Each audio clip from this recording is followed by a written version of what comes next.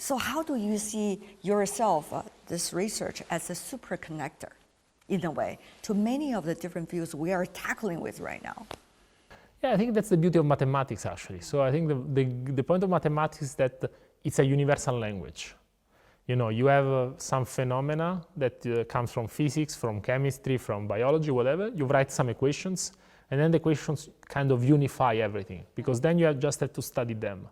And sometimes, you know, with a single equation, you can understand many problems at the same time. That's the beauty. So I think, you know, there is the unification that I can bring, but there is also the mathematical power, which is really the beauty, right? I mean, you just, everything becomes a formula. Yeah. And once you have done it right, the modeling, then things come naturally.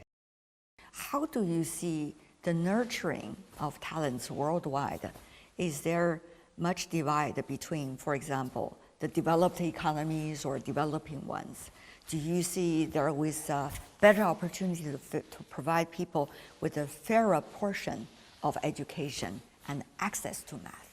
And I think it's very country related, right? So there are some countries that don't tend to promote very specific education to talent students. So it's very rare that you get some special training.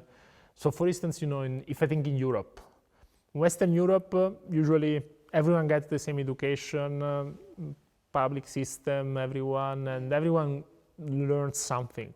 While, for instance, in the eastern part of Europe, there has been always more focus in math. There has always been more focus in talented kids who can do very quickly, very well, and stuff like that.